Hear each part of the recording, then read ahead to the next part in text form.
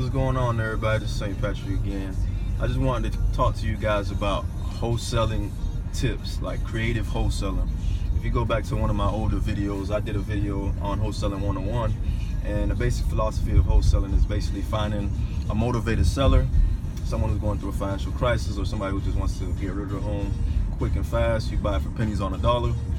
Then you would go ahead and find an investor, and then for finding that home for that investor, there'll be something called the assignment fee, and you put your assignment fee on it. It could be $5,000, whatever it is, and then you'd walk away with money on a house without putting no credit or cash down.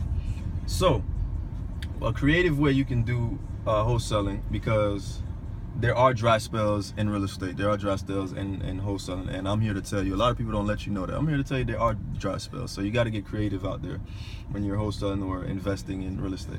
So one way you could do a creative wholesale is doing a JV, what's called JV, or a joint venture. And a joint venture is basically self-explanatory. You join somebody on a venture of wholesaling something. So you got a guy that has the investor. You can't find any investor through your filtered sources or whatever. You're having a hard time finding an investor that wants the deal. You got a guy that has an investor, and you have a wholesaler who has the end buyer, and you have the motivated seller. So you guys come together and say, hey, look, I got the motivated seller, you got the end buyer. Let's join on this together. The split was 10,000. Let's go 5 and 5. Cool. So that's a creative way. It's just, that's the way you can go out in a community and make a good name for yourself in a community of investors with, then the word will go around like, oh, this guy's a solid guy or a solid woman. There was no argument. It was a real smooth transaction. He was a man or woman of his word. He gave the 5,000 at the closing table, whatever. The contract was right. Everything was cool. So business will keep booming for you. You'll start getting deals everywhere because you weren't stingy. You weren't trying to be tight. And, some money is better than no money sometimes. So instead of just trying to find a deal for yourself and prolonging it, you did a joint venture. So that's a creative way. Second creative way is trying to think past the immediate cash.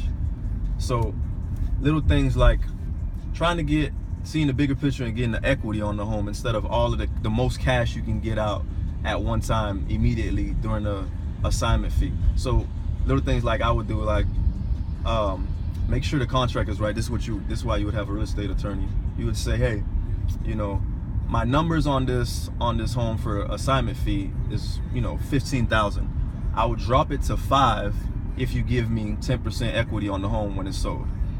And what that does is it could do a couple things. So as for the investor that wants to buy the home, it could give him wiggle room, just in case there's any tight liens on the property, just in case he has a tight budget, like a lien on the property, or the rehab is costing more than what he thought it would cost, or something like that, and he's just trying to figure out things. So it might sound like a great idea for the end buyer, because he's saying, okay, so I only have to kick out 5 instead of 15. I just saved myself 10,000, and that 10,000 can go to the rehab that I was going to do to the home, and or it can just be something that he just sees better as paying you in the back end. And for you, sometimes that may be the best deal for you. Yes, you're getting 5,000 on front end, but the back end, you're getting 15,000. So essentially what just happened, you wanted 15, but you went down to 5. Let's say the home sold for 200,000. So with that 200,000, now you just made 10% of that, which is 20,000. So essentially you were supposed to make 15. You made 5 in the front, 20 in the back end, and now you just walked away with $25,000, which is 10,000 more than what you would have got originally.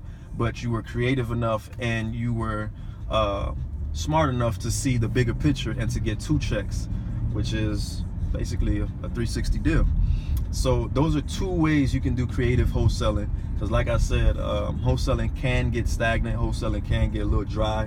You get a dry spell out there trying to wholesale. So keep being creative. The more you know, the more you earn in real estate. He who knows best, or she who knows best, wins in real estate. So those are just a couple ways you can do creative wholesaling in real estate, and just keep the money going, keep the money lucrative, while other people are out here complaining, oh, I can't do this, I can't do that. You gotta dig deep and find a way to make money out here in real estate, because if that's what you really want to do, then you gotta find a way to think outside the box and make money. And that's what all the greats do, the Jay Morrisons and Robert Kiyosaki, or whatever you want to call him, whom else.